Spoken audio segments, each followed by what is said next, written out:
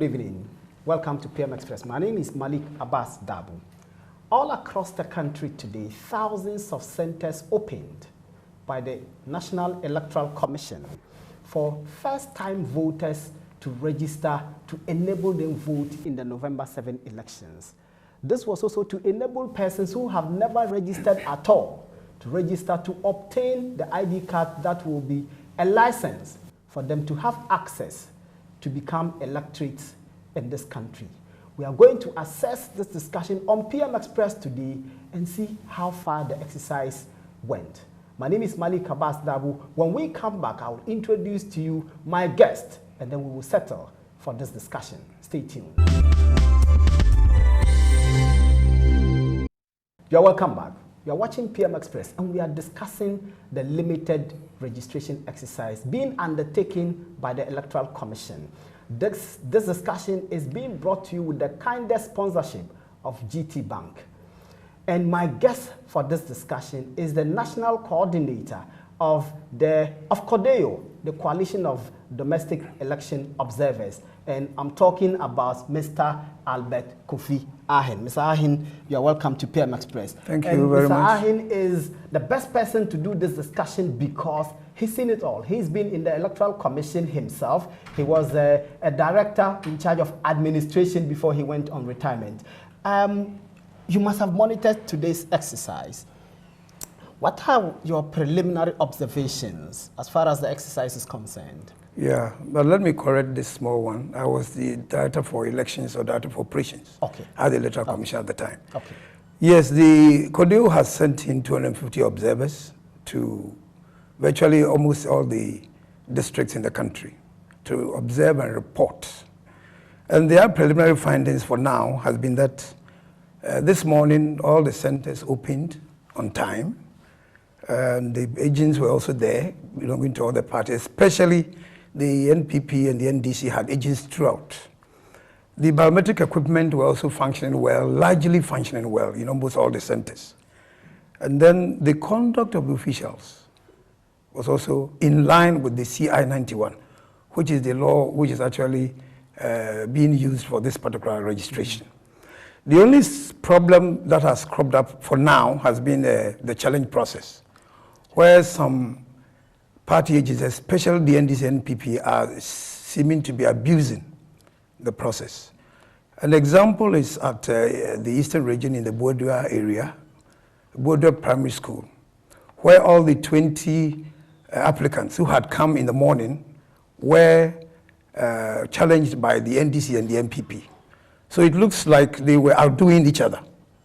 Okay. So if somebody comes and one party challenges, another person comes, the other party will challenge the That's persons. right. So all the persons who turned up in this particular polling station to register as voters were challenged. Yeah. All the 20 were challenged. Would this pose a challenge, and what would this challenge be? It's not going to pose any challenge, especially if it is the fact of the matter that they ought to be challenged. On the other hand, if they are allowed to go through the challenge process, at the end of the day, if they really qualify, they're going to come out free and they will be given their ID cards, and then they will qualify to cast their ballots come to the election time. Is the process not cumbersome? No, the process is not cumbersome.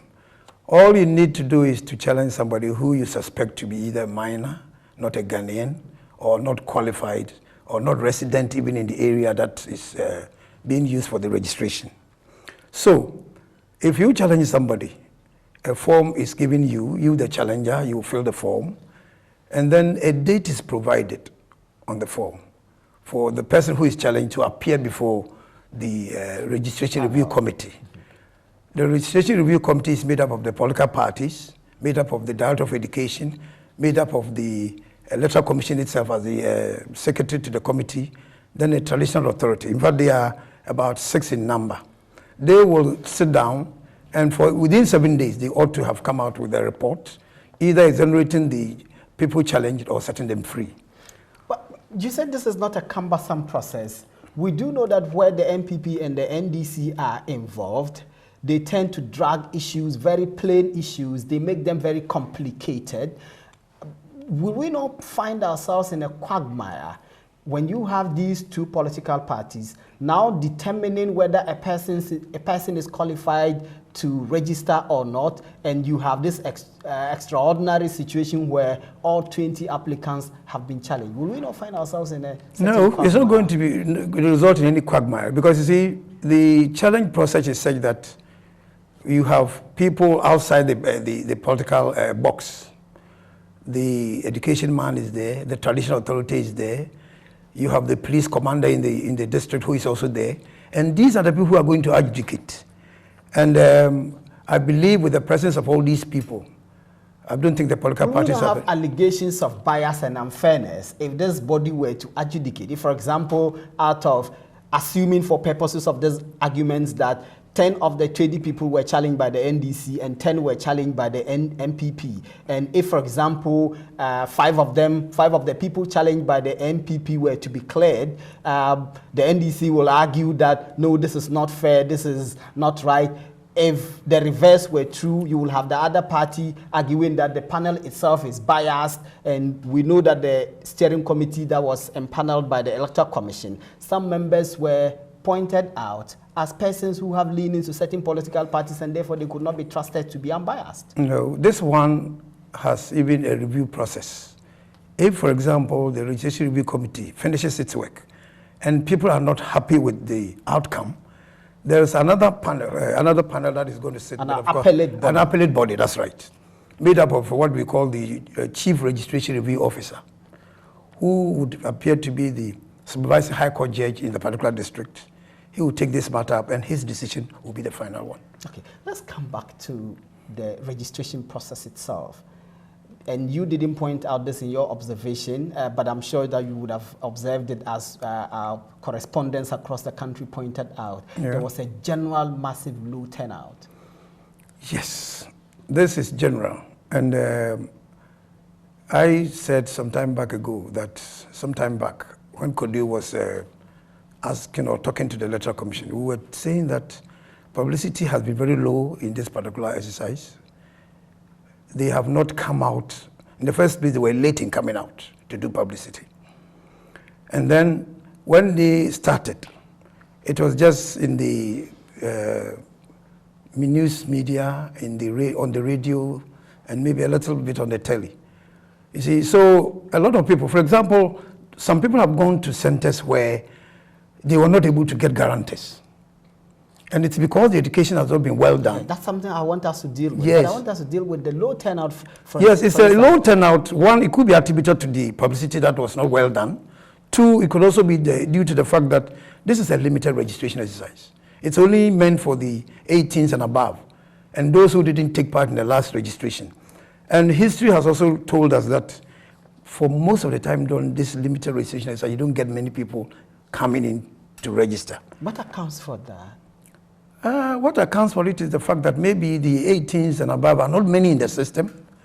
I spoke to somebody from the Ashanti region who was working with the Electoral Commission. He was telling me that he was expecting about 25 people per day for a registration center. And I said, why? Then he said, no, it's because this is a limited one for only the 18s and above, and also for people who have just turned who didn't take part in the last one. So he wasn't expecting many people to come. This is 4 years span almost. Yeah. The persons who couldn't register, who were not 18 in the last registration in 2012. Yeah. 4 years on, we are seeing the numbers are so small, given that we have a youth population in this country. Yeah. The Electoral Commission itself has come out to say they are expecting about 1.2 million people to come out to register. And I will say that maybe the problem is coming from the fact that the publicity has been very low. But if they did radio interviews, jingles, and they did some for TV, and they did some for newspapers.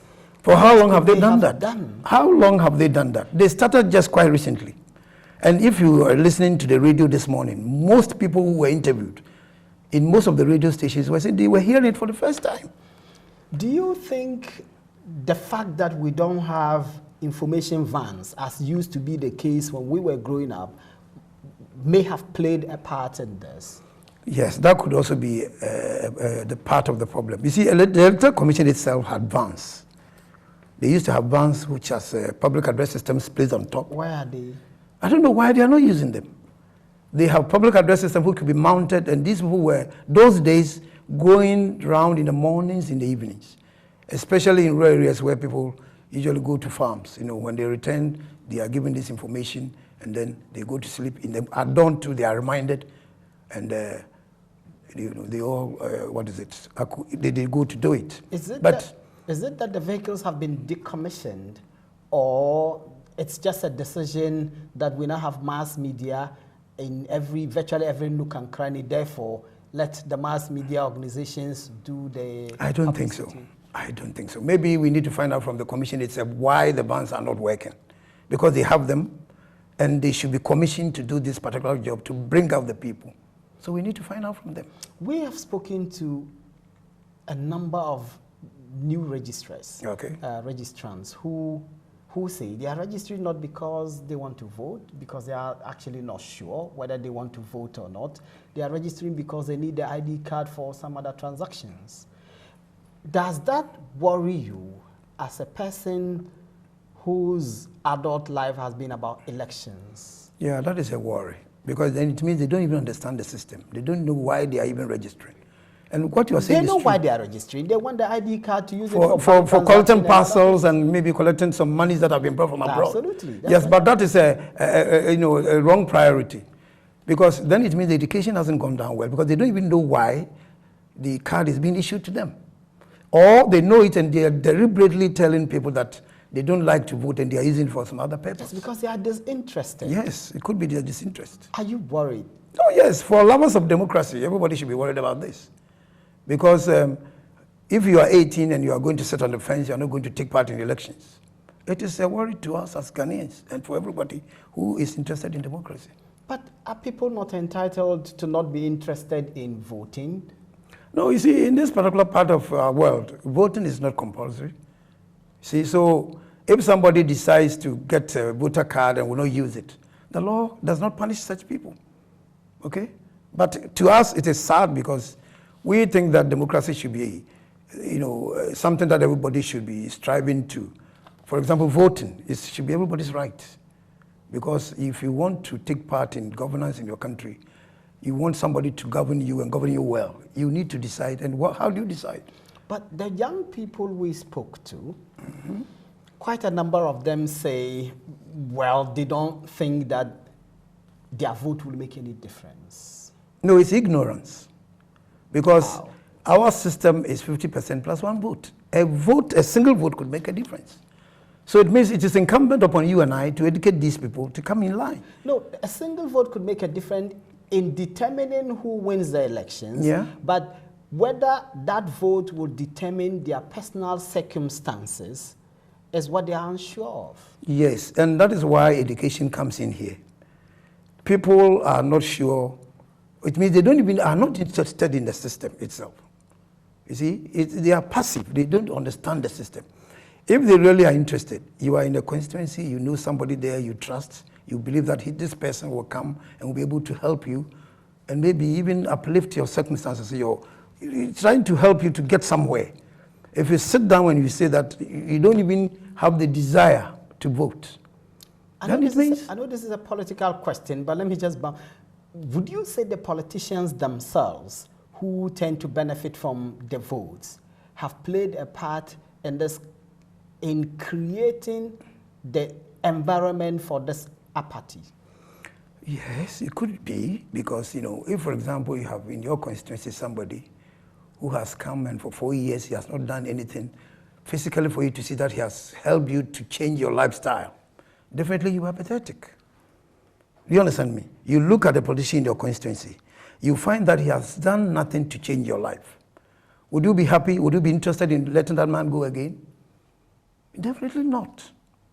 See, so maybe some people are disillusioned. Some people are pathetic because there has been no change in their lifestyles, or there has been no improvement in their lifestyles, and the politicians who are within their constituencies have not done anything to help them. So why do I go and vote to put him there again? That could be a cause. What can be done and what should be done by the Electoral Commission itself, organizations such as yours, the National Commission on Civic Education.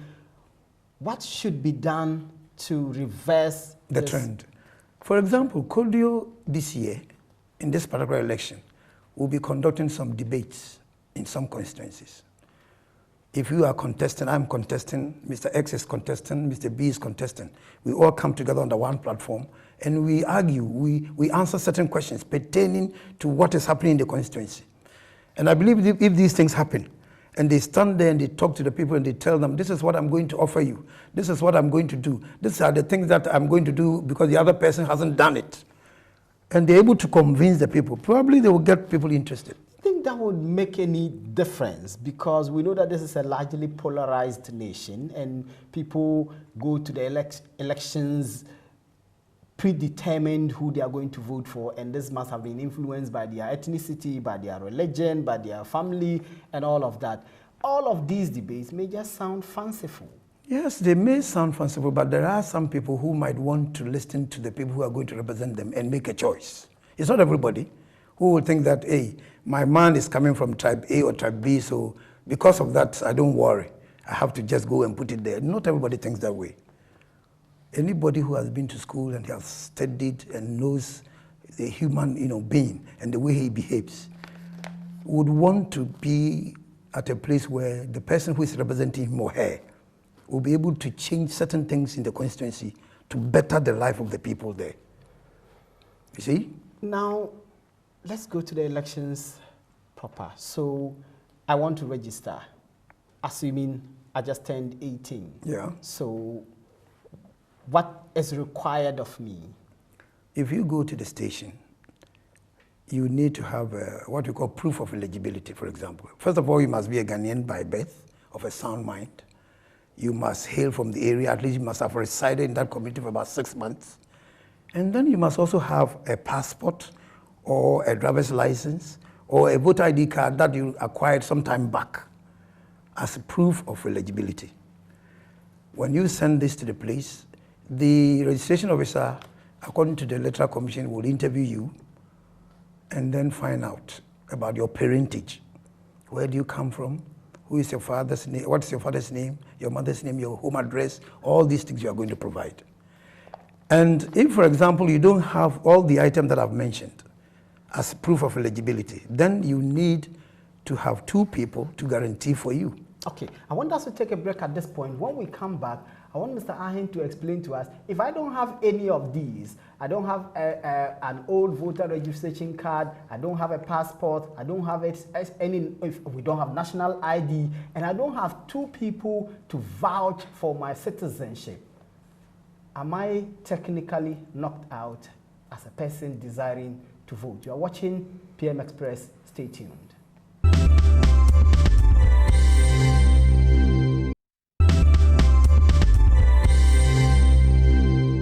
Welcome back. You're watching PM Express and we are discussing the EC's limited registration exercise. My guest is Mr. Albert Ahin. He's the national coordinator of CODEO, the Coalition of Domestic Election Observers. Mr. Ahin, before we went on the break, we're talking about the qualification that one needs to attain before you can be registered to vote. Okay. And you listed a number of ID cards and said if you don't have any of those, you need 2 people to vouch for you. Yeah. And who are these people? These people are to be qualified in the first place. They should be qualified to register, or they should be registered voters in the area. And you see, they could also be people from the locality, people that you know very well. If, for example, you come from a family, your cousin, your mother, your father, somebody who will vouch that you are the one coming in for registration. So you need to bring these 2 people along to the center. If I don't get them? You need to get them, because if you don't get them, you cannot register. So if I don't get any? Then it means you are not going to register, because you don't have an ID card, you don't have a passport, you don't have a driver's license. That is the only thing that will guarantee that you are the one you claim to be. But is this not unfairness ab initio, as the lawyers will say? Mm-hmm. How many 18 how many persons in their 18s Okay. have all of these, have either a passport, a driver's license, or how many people will have that?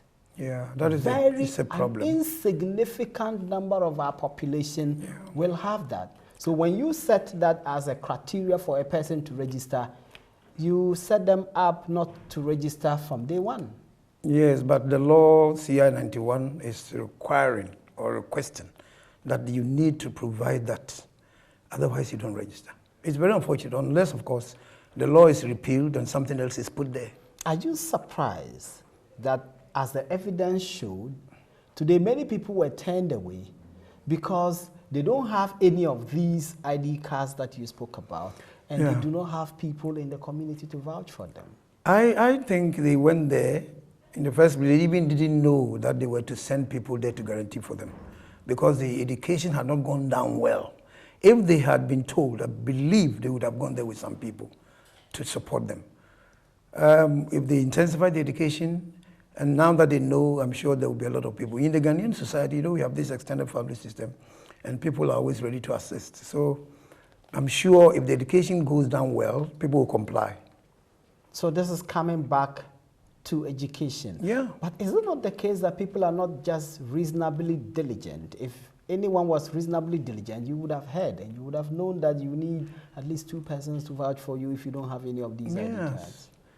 You see, that's what I'm saying, that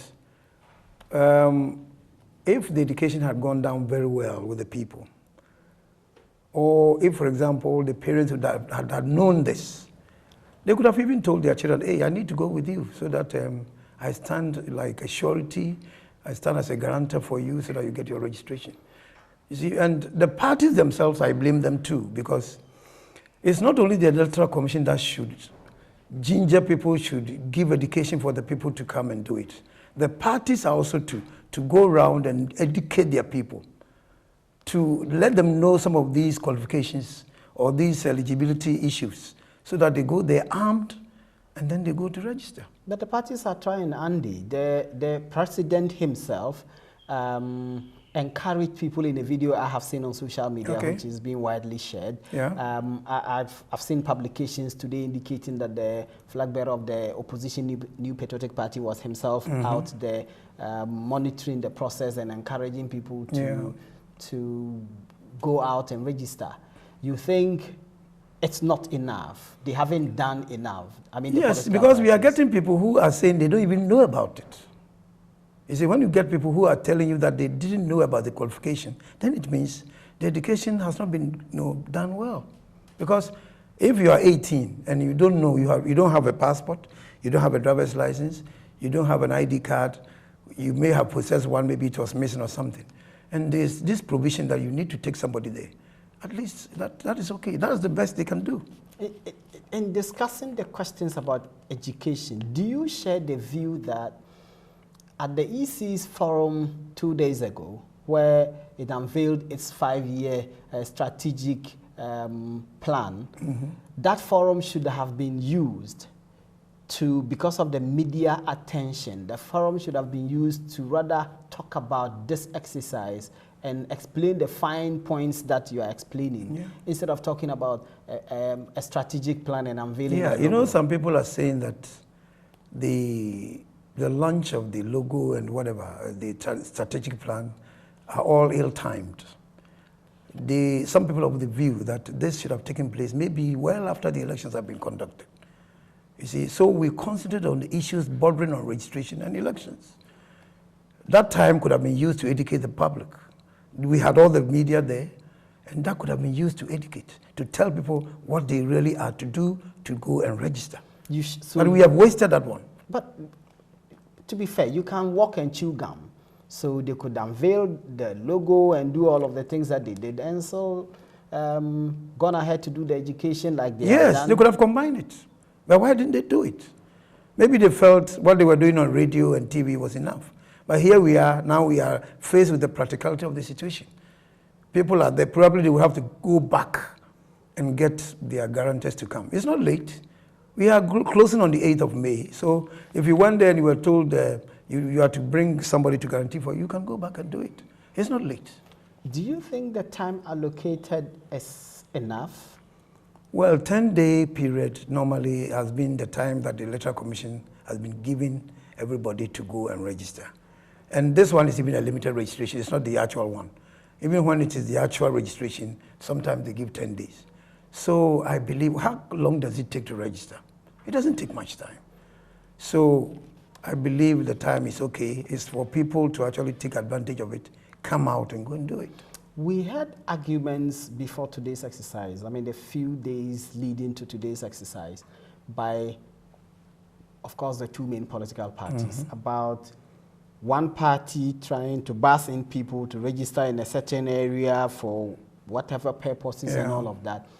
In spite of that, we've been hit by low turnout. Okay. Are you surprised? Yes, because see, you would say that, okay, if you are not allowing them to bus the people, then what do you want them to do? How can the people come there? There's no law saying that nobody should maybe hire a bus and put people on to come and register. It depends on whoever is leading them.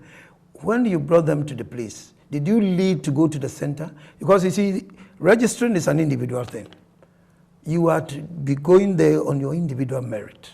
You don't have to ask somebody to accompany you to the center because you are going to be interviewed alone. What would be wrong would be for the people who bus them to also accompany them to the center. But if you are busing, don't bus minors. I hear there are even busing minors to the centers. That is wrong. Even if the centers have minors there, the law is saying that people could be challenged if they are minors. So if they are there, then of course the agents will have to wake up and then throw in the challenge if they suspect that you are a minor. That's a very controversial one. Yeah.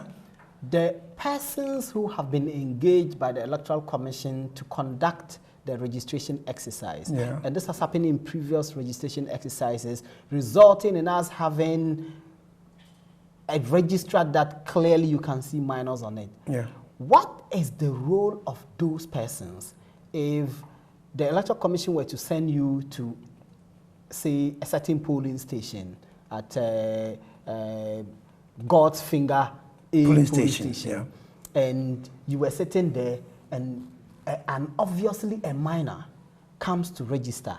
Does the law empower you to refuse to register this person, or that power is given to the political parties? No, the law is given to everybody at the center. For example, if you are a registration officer, you have the power to challenge. You are a Ghanaian. You qualify to register as a voter. You may have even registered yourself. So it's not only the agent who can challenge people who get there. The most important thing is that, do you have evidence to back what you're saying? The evidence. That's a practical difficulty. Because if I don't come from a certain area and you go there, first of all, you're actually endangering yourself, given how violent we can be towards electoral officers. If you go to an area where you don't come from and you are an electoral officer there, and the community people themselves, for whatever reason, mobilize children and bring them for you to register them, you don't have a choice. Yes, if the law were to be working well, and if they are observing the rules and regulations of the game, no matter where you are coming from, if you see that somebody is an alien, you can't point out. You see, there should be no ambiguity, there should be no dispute about somebody who is trying to challenge somebody.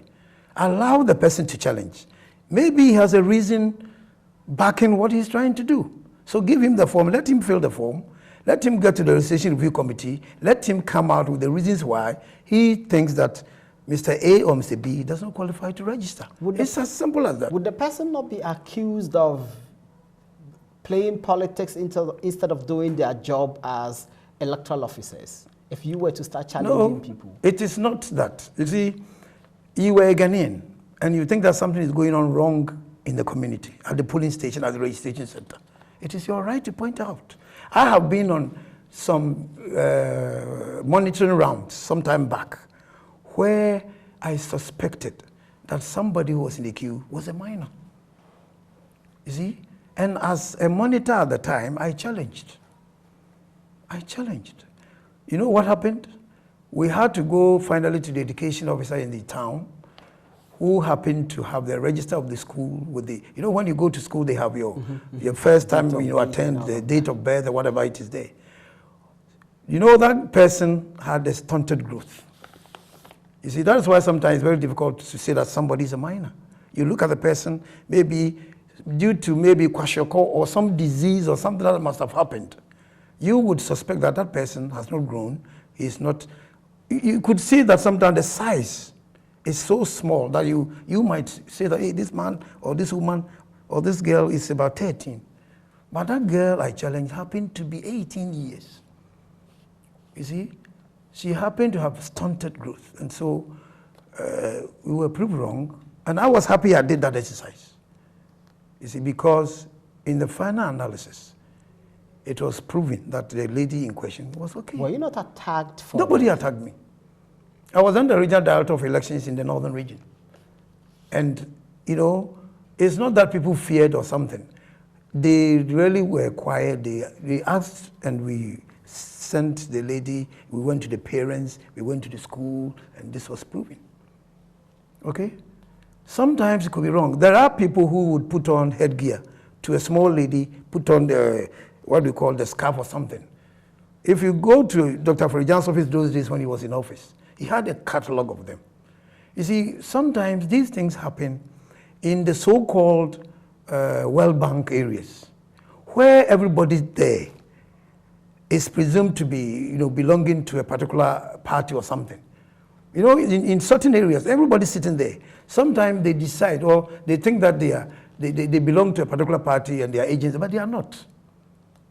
You see, they would watch quietly as people come by, because they are all in the same team. Including the persons who are posing as agents of opposing. Yes, that is why, you know, you get some of these things happening most of the time. It's a clique. It's a team that knows what it's doing. So if anybody goes there and the person wants to challenge, you are an alien in the community, and you will have a problem. But if they even are to allow the law to work, if there happens to be one person who doesn't agree to it, he should be allowed to file the challenge. That's the problem, isn't it? If in my Paluogo community, everybody there is of a certain political persuasion, you may have people who are posing as polling agents of Party A or Party B. Of another party, and yet all of them believe that, look, this is it, this is the agenda. That's right. So they then close their eyes to all of these infractions. That's right. In that case, what can the election... Why hasn't the law, knowing this, why hasn't the law empowered the electoral officer to take a certain action? It will be difficult to take an action because, you see, when it comes to proving that somebody is underage, you need certain facts. You see, the law will only say that you are to be 18 and above. The law has not said that you take the hair, go and test it or do something like that. You see, the law was put there with the backdrop of the fact that maybe we are all honest. Is the law flawed? It is not. It's the citizens who are not patriotic. The law is not flawed. In a proper democracy where there's honesty, people obey these laws. It means we are not honest in our societies. You think there's dishonesty in our electoral system? Dishonesty is not in the electoral system. Dishonesty is on the part of the people who are players in the system. The players, people who play, the people who take part in the electoral process are not being honest. But the law itself is fair. But how does the law require sometimes a total stranger to prove the eligibility of a person to vote? You see, the same electoral commission people are telling the agents or the parties, if you want somebody to be an agent, please take somebody who comes from the locality. Don't go and bring somebody from Kofoldia to go and man a station in the northern region or in the Brong-Ahafo region. He doesn't know the people. Recruit people who are from the locality, who know the people in the area, so that when you bring in somebody and he doesn't come from the area, you'll be able to point it out. But is the law itself not set up to fail? Because if you know that there are arrangements were in certain areas, virtually everybody there has a certain political persuasion. And so regardless of who you recruit, the person, you may recruit an MPP to become an agent for NDC in a certain area, and you may recruit an NDC to become an agent for the NPP. And you know that it will not work. Yes, but there's nothing that he can do because, for example, you cannot bring somebody who does not know the area at all to go and be an agent for you. Because when something is going on wrong, you might not be able to tell. You understand me? So it is not, it's the honesty that I'm talking about. It's the honesty. We are not sincere in the things that we do most of the time. Why do we allow people who are 13 to go and register, knowing very well that they are not? Because it is power. It is power they want, and it is wrong. You see, we need to change our attitude. Would you say the EC itself has failed by putting into the hands of the very people who are seeking the power the authority to ensure the sanctity of the elections? So that why, if I'm a contestant and I do not have the resources to recruit polling agents, why can't I rely on the EC to run an independent, credible elections that can confer on me power? Yes, but that will be too much for the Electoral Commission. You need players in the system also to assist in working all over the world. The EC has to rely on the populace. The EC has to rely on people to help it do the work. You see, the EC cannot get on its payroll, all so many, the party agents that we have to get to the center. We cannot pay them. Maybe not party agents. The EC just has to find a way of not allowing the political parties to determine the credibility of the elections. That would not be democratic as well. You see, because they are also part of the system. The agent who is there should fight for that party, not fighting in the sense of, going there physically to engage somebody, but fighting the interest of the people, of the party. You are sent there as a party agent. You see something untoward happen at the center. And if in the interest of the party, you need to bring it out. Not only the agents, anybody who is there, who is a citizen and who qualifies, can also bring it out. Okay, I want us to take a break at this point. When we come back, I'll be asking Mr. Ahen, what if you have agents who fight with their fists? What happens to them? You're watching PM Express and we are discussing the limited registration exercise. Stay tuned.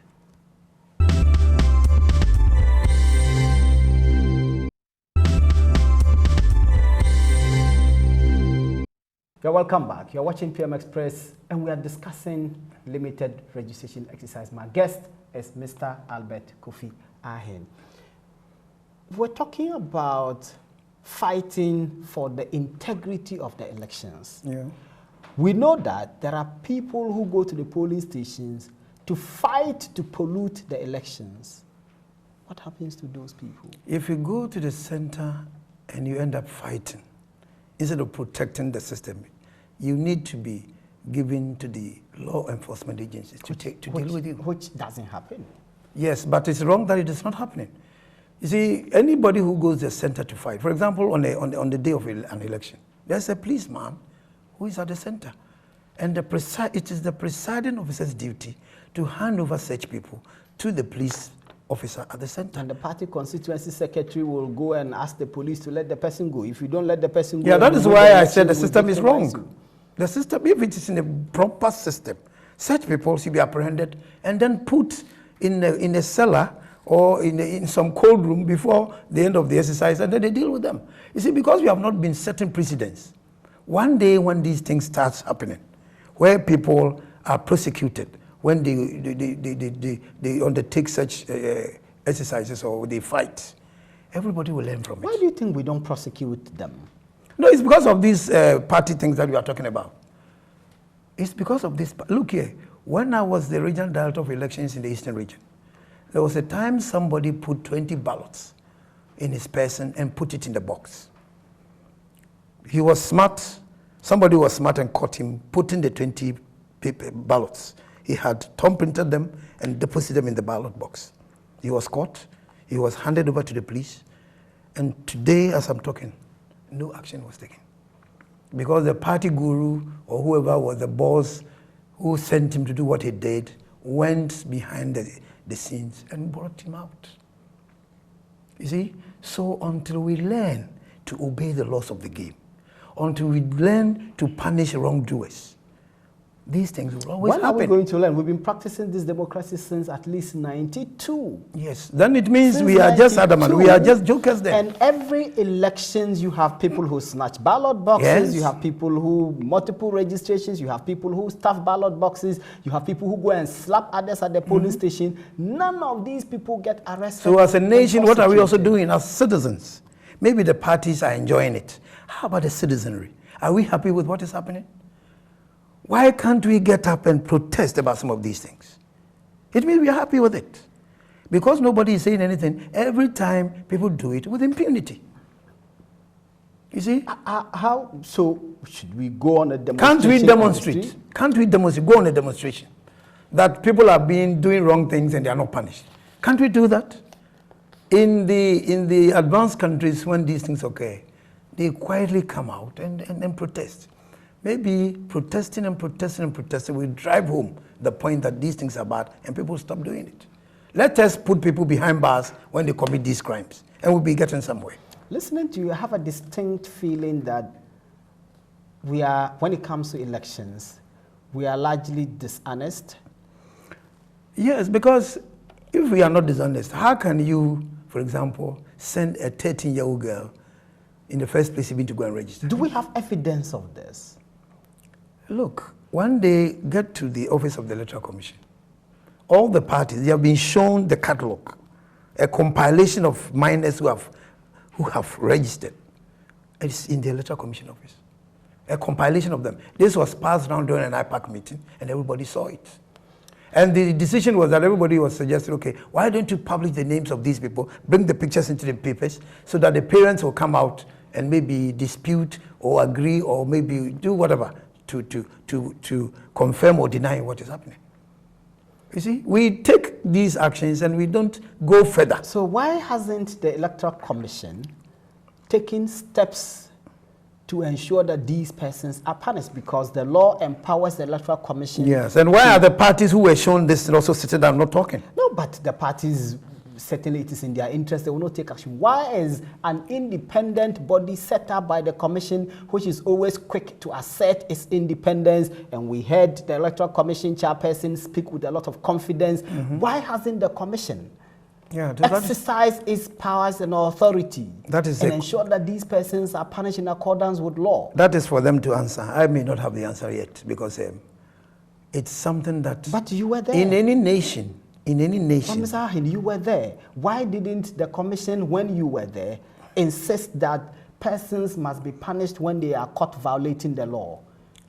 You would say it. For example, in the 20 ballot paper thing that I spoke to you about, it got to a point where you report and nothing happens. What are you going to do? You are a small fish in the ocean. What will you do? Tell me, if you were in my shoes, what would you have done? After reporting to the police station. You see, there was a time in this country where the policemen in the country even didn't know sometimes the law under which people were to be prosecuted.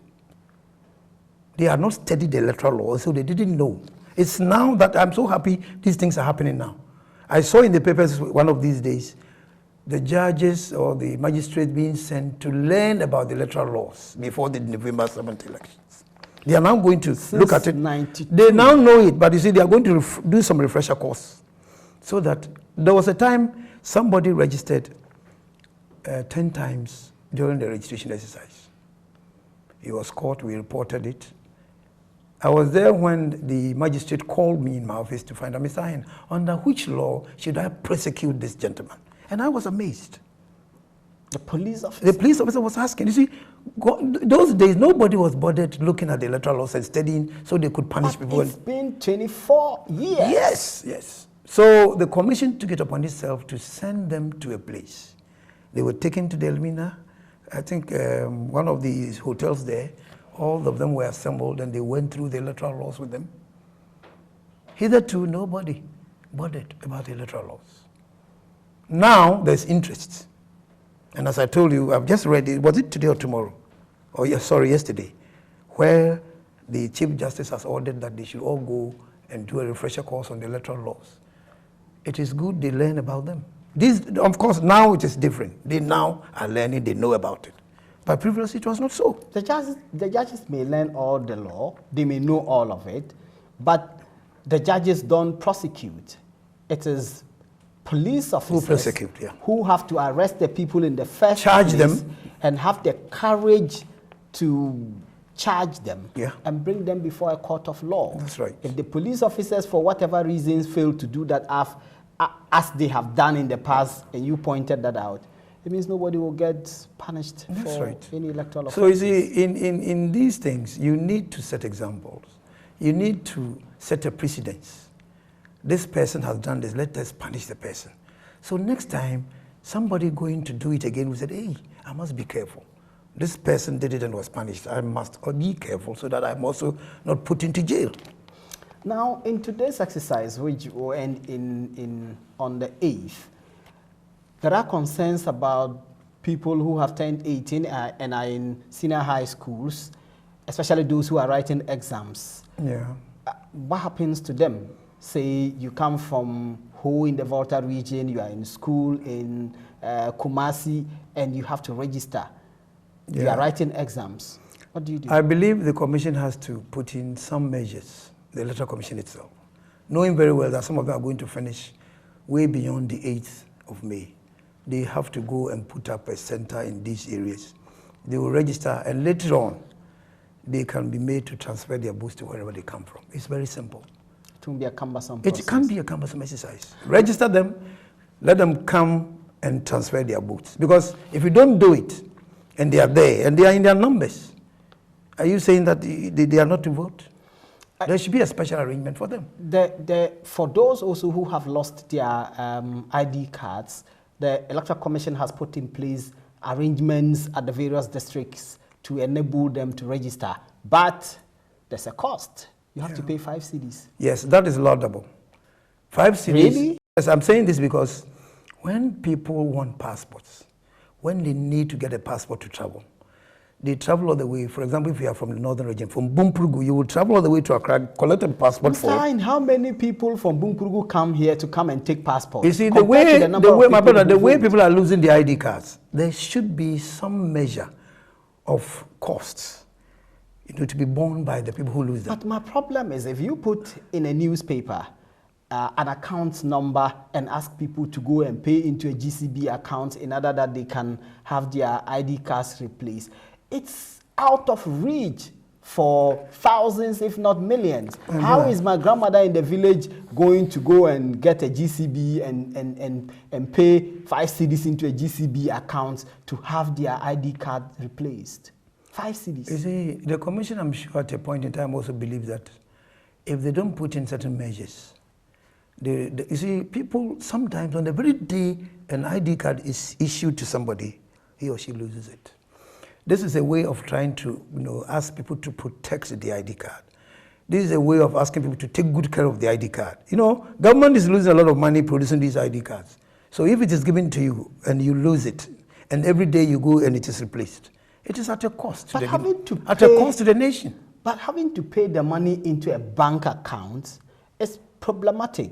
Because the Bumprugu you cited, has maybe not got the Ghana Commercial Bank. Yes, Bumprugu doesn't have. Maybe that is where I will agree with you. It could be simplified and the money paid to the Commission's district office, and then they in turn can go and do the payment so that the person can have the card. And 5 cedis is way too high for many in those rural areas. Okay, it's subjective anyway, but I would agree that there must be some costs involved in when you lose it, so that at least you take care of it. When something costs a little, you take good care of it.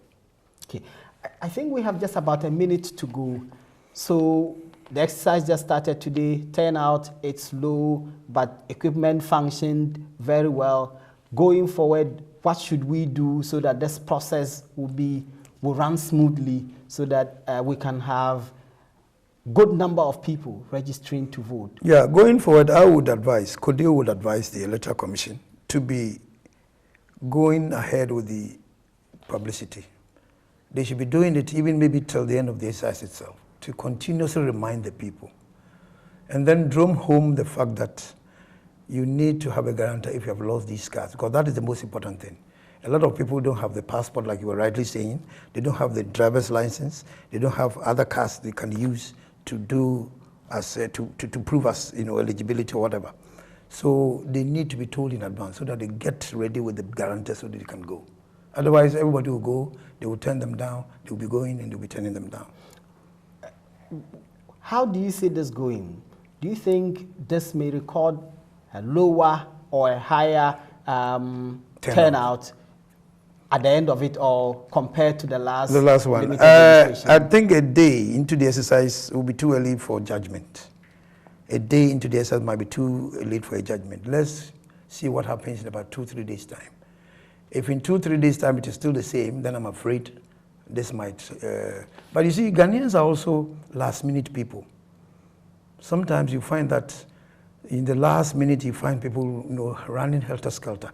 But if they are not careful, they are doing this exercise for 5 days in a particular electoral area, and they will stop and go to another area, and they will not come back to that first one.